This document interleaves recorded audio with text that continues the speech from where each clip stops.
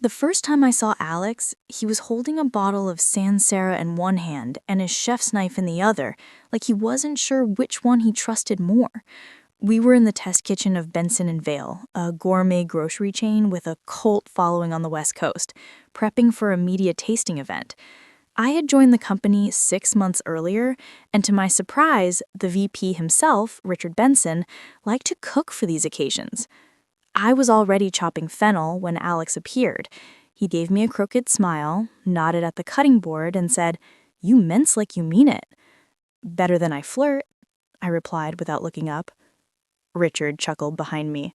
"Embers are rising star. Speak respectfully or she'll outsell you into irrelevance." I learned that Alex was his nephew. He didn't work in our department, he was in marketing technically, but Richard roped him into events whenever he needed an extra set of hands. And I had to admit, those hands were good in a kitchen. That night, after the last guest left and the lighting dimmed to a soft amber, Alex and I clinked glasses over what was left of the goat cheese tart. He tilted his head and said, "You really loved this, don't you?" "What? The tart?" "No, feeding people. Making something that stops them mid-sentence." I hadn't realized it showed. "Yeah," I said quietly. "I guess I do." 3 months later, we were dating. 6 months after that, engaged. A year in total, and we were married, in a small ceremony overlooking the Sound, with Richard giving a toast that made me cry into my glass of Prosecco. At the reception, Alex leaned over and whispered, "You know what I'm looking forward to most?" I smiled. "What?" "You cooking every day for the rest of my life." God, I was stupidly happy. We got a sleek little condo in Fremont with a galley kitchen that I instantly made mine. Open shelves, copper pans, spices alphabetized. Alex joked it was more organized than the IRS. He devoured everything I made. "You cook like you're trying to win something," he'd say between bites of black garlic risotto or harissa lamb. He'd lick the plate and kiss my cheek and tell me he was the luckiest man alive. That lasted about 6 months, until the call came. "She's been alone since Dad passed," Alex said, sitting on the edge of our bed, phone still warm in his hand. "Mom wants us to move in, just for a while." Sharon lived in a 2-story Craftsman in Magnolia. Pristine hedges, glass figurines on every shelf, not a single fingerprint on her stainless steel appliances. She greeted me with a smile that didn't touch her eyes and a hug that smelled faintly of Chanel No. 5. "I've heard so much about you," she said, squeezing my arms as if measuring muscle tone. "And your cooking. Alex says you're quite the chef." I laughed nervously. "Well, I love to feed people." "Wonderful," she said, still smiling. "I look forward to seeing what you can do." For the first few weeks, everything seemed fine. I worked remotely, handled the cooking, and Sharon did the laundry and vacuuming with military precision. Alex, for his part, seemed relieved to be back in the house he grew up in. Then came the first jab. I made lemon chicken with couscous and roasted carrots. Simple but elegant. At the table, Sharon took one bite, dabbed her lips with a napkin, and said, "Well, that's zesty." I smiled. "Too much lemon?" "It's just an unexpected choice." She set her fork down. "When I make chicken, it doesn't fight back." Alex laughed a little too loud. I watched him closely. He didn't defend me, but he didn't stop her either. The comments kept coming. Little things, said with a light chuckle, always framed as helpful. "You don't have to make everything from scratch, dear. No one expects gourmet on a Tuesday. Next time, try boiling the pasta before you toss it in the pan. My lasagna doesn't slouch like that in the middle. Must be your baker." I tried to laugh it off, but I was simmering inside. I told Alex gently at first, "She's undermining me." He frowned. "She's old school. It's not personal." "I think it is. She just doesn't know you yet." But that wasn't true. She did know me. She just didn't respect me. It all came to a boil on a rainy Thursday night. I had spent hours braising short ribs in red wine, the entire kitchen perfumed with thyme and garlic. I plated them carefully over Parmesan polenta with a side of blistered green beans. We sat, we served, we raised our forks, and then Sharon sniffed. "God," she said, wrinkling her nose, "this smells like something you'd feed a dog." The words hung in the air like smoke. I froze. Alex's fork paused. I slept on the couch that night. The next morning, Sharon made toast and coffee and acted like nothing had happened. She offered me a slice, smiling sweetly. "I didn't mean anything by it," she said. "You're just so sensitive." I looked at her, really looked. She wasn't trying to be helpful. She was competing. Every bite I made was a threat. Every compliment from Alex was a tiny victory she couldn't stand to lose. That was the moment something inside me shifted. Not broke, just crystallized. 1 week later, Alex came into our room with an idea. "She's turning 60 next weekend," he said. "I want to throw her a dinner party. Something nice, low-key." I raised an eyebrow. "And you want me to cook?" He nodded. "She'll appreciate it." I smiled. Not the kind of smile you give when you're excited, the kind you give when you're ready. The invitation was simple, a handwritten note tucked between folded linen napkins on the counter. "Dinner for Sharon, 60 years of grace, Saturday at 7. I spent the week preparing like it was war, not in the dramatic way. No poison in the soup, no oversalted revenge, just precise, methodical, thoughtful planning. I pulled out my French culinary textbooks, chose a menu that was refined but unassuming. I didn't want flair. I wanted excellence she couldn't refute. On Thursday night, Alex found me stirring a pot of tomato confit for the tartlets. He leaned against the doorway like he was afraid to enter the battlefield. "You're going all out," he said. "That smells incredible." "I thought I'd try something simple," I said lightly. "Can't have her thinking I'm showing off." He didn't respond. Just watched me for a moment, then, "Thanks for doing this. I know things have been tense." Tense. Right. Sharon's big night arrived with the kind of early spring sunset that made everything look sentimental. Gold light spilled into the dining room. I'd set the table with eucalyptus garlands, antique plates, and a flickering trio of candles. It looked beautiful. It looked worthy. The guests were only family. Alex's cousins, Richard, who had just flown back from Montreal, and Sharon herself, dressed in her signature beige and pearls, surveying the table like it owed her money. Richard hugged me at the door. "You've outdone yourself already," he whispered. Sharon sat at the head. I plated each dish by hand, explaining nothing, offering no commentary. First, the roasted beet and chèvre tartlets, then the saffron risotto with scallops. Polite murmurs turned into surprised praise. Cousins asked for seconds. Richard gave a silent thumbs up. Sharon. She stared at her plate like it had personally offended her. Then she turned to me and smiled. But it wasn't kindness. It was cruelty with lipstick. "I have to say," she said, loud enough for the table to quiet, "this smells familiar. Almost like the canned dog food my neighbor buys. Fancy label, still garbage inside." I didn't flinch. I didn't speak. Across the table, Richard's fork stopped mid-cut. Alex cleared his throat. "Mom, no!" "No? I'm just saying it's impressive how Ember manages to dress up mediocrity in such lovely presentation." I took a sip of wine and said, "I appreciate your feedback, as always." She blinked. That wasn't the reaction she wanted. The room stayed silent for another beat. Then Richard smiled, but it was the kind that didn't reach his eyes. "Actually, Sharon," he said, "funny you say that." He set his fork down and looked around the table. I made this meal. Everyone turned. Sorry? Sharon asked, her voice going tight. I made it, Richard repeated calmly. Every dish. Ember and I spent the last few evenings prepping. She coordinated, but the cooking? That was me.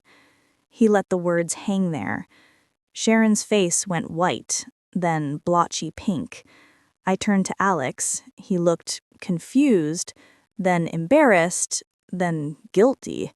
You wait, Sharon stammered. You're saying I insulted your food? Richard said, still calm. The same duck I used to serve to French clients in Marseille. The same risotto recipe that got me published in Culinary Trade Monthly. That dog food? Yes. Nobody spoke. You could hear the candle wax dripping. Richard folded his napkin with slow precision. He's been watching how you treat her, he said, quiet but deliberate. And how you let it slide, he added, glancing at Alex. And frankly, I'm disgusted. Sharon shrank into her chair. Richard, I brought Ember into this family. I endorsed her, and you repay that by belittling her. After everyone left, I stayed behind to clean. Alex came back downstairs 30 minutes later. He looked like a man who had aged 10 years in one night. She's upset, he said, obviously. She says she didn't know, that it was a joke. I laughed, not because it was funny. She's been joking for months then. I'm sorry. You let her do it. I thought, he rubbed his face. I thought she'd ease up, that if I didn't pick a side, she'd calm down. I turned to him. But you did pick a side, Alex. He looked at me like he didn't understand, like he still wanted to be neutral in a war where neutrality meant complicity. I defended you to her, he said weakly, but never in front of her. He looked away. I finished washing the last dish and hung up the towel. I'm moving into a short-term rental next week, I said. His eyes widened. You're leaving? I'm taking space. What about us? What about me? I asked softly. He didn't answer. Later that night, a message buzzed on my phone from Richard. You handled that with more dignity than I ever could. If you need anything, business or otherwise, you have my support. Proud of you. I stared at it for a long time. Then I finally let myself cry. It had been 3 weeks since I moved out. My new place was a short-term rental on Queen Anne. Tiny, boxy, but quiet. I brought only my essentials: knives, books, spices, and 2 cast iron pans. When you leave in silence, you don't pack heavy. Alex texted most days. Thinking about you. Mom's asking how you're doing. Can we talk? I didn't reply to most. Not because I hated him. I didn't. But love, when it isn't defended, dissolves, one silence at a time. Richard had offered me a consulting project with Benson & Vale's international division. I said yes. I was halfway through building their new supplier onboarding strategy when Alex called one afternoon. He sounded rehearsed. Hey, he said. So, Mom wants to apologize. I sat down. Really? She's planning a Sunday dinner. She asked if you'd come. A laugh escaped me before I could stop it. That's rich. She insists it's genuine. Does she know what that word means? He sighed. I know she's been awful, but she's been different lately. Quieter. She even made stew the other night from scratch. That's not an apology, Alex. That's performance. I'm not saying you owe her anything. I think she knows she went too far, and I think it scares her. There was a pause. You don't have to eat anything. Just come, please. If not for her, then for me. I said nothing for a long time. Then, text me the time. The house smelled like beef and thyme. A big casserole dish sat in the center of the table, radiating steam. Sharon stood behind it with a tight smile, apron spotless, hands clasped. "Ember," she said when I entered, her voice low and formal. "Thank you for coming." I nodded. "You wanted to say something." She glanced at Alex, then back at me. "I was unkind and cruel. I let my own pride get in the way. You didn't deserve it." Her hands trembled slightly. "When you left, it felt like the house shrank, not because you were gone, but because the truth stayed." Alex reached for my hand under the table. I didn't move. "I made dinner," Sharon said. "I thought it was only fair I'd try feeding you for once. I hope you'll stay." She dished up portions of stew into bowls, the meat dark and rich, the broth thick with carrots and potatoes. I took a bite. It was okay, a little salty, but edible. Sharon watched me like a student awaiting a grade. "It's good," I said flatly. She exhaled. "Thank you." Alex smiled. "She's been working on that recipe for weeks." I looked at him. "Really?" He nodded. "She even texted Richard for feedback." The rest of dinner was awkward, but civil. No insults, no snide comments. Just a woman walking gingerly across a bridge she helped burn. After we cleared the plates, Sharon brought out dessert, homemade tiramisu. "I know you love it," she said softly. "Thought I'd try." Alex served it, humming to himself. He looked hopeful. I took a bite. The texture was off. The mascarpone was runny. Still, it wasn't terrible until it hit my tongue. Metallic. Unmistakably wrong. I frowned, swallowed carefully, pushed the plate back. "What is it?" Alex asked. I looked at Sharon. "What did you put in the cream?" She froze. Alex turned to her. "Mom?" She stared at her hands. I followed a recipe from a video, some French cooking blog." I stood. "There's meat in this." "What?" Alex said. I looked at him. "Raw liver? Or bone meal? Something protein-rich and not remotely sweet." "Don't be ridiculous," Sharon began. I walked to the fridge, opened the trash bin next to it. Sitting right on top was a discarded aluminum pouch. No label, but the shape, the foil. Unmistakable. "Jesus," I muttered. "You used dog food puree." Sharon's face went pale. "I didn't mean to," she stammered. I thought it was duck mousse." "Stop," I said, cold and final. Alex looked like he'd been shot. "You said this was your apology, but even your apology couldn't come without humiliation." "No," she shouted suddenly, voice cracking. I really thought, no, Sharon. You wanted to remind me what I am to you." She broke. "You took him from me." I blinked. "Excuse me?" "You took my son. You made everything about you. You were perfect with your food, your job, your goddamn..." There it was, finally.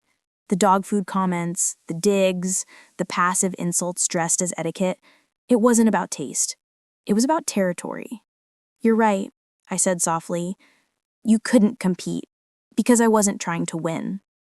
Alex sat back, stunned. I turned to him. She tried to feed me dog food again, and you let me come here? I didn't know. That's your phrase for everything, isn't it?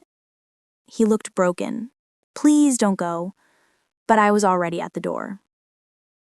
I moved out of the city a month later, took a job consulting full-time for Benson and Vale. Richard connected me with a culinary incubator in Portland. They gave me a small space for testing recipes and holding pop-up dinners. I called it Backbone, because that's what it took to survive in a kitchen and in families like his. We opened quietly, no grand marketing push, just word of mouth, and people came and stayed and came back. One night, months later, I stepped into the back room after service and found Richard waiting for me with a glass of wine. She tried to book a reservation under another name, he said. I declined. I laughed. Good call. She wanted me to tell you she's in therapy now, and she's trying. Trying what? Not to poison dessert? He grinned.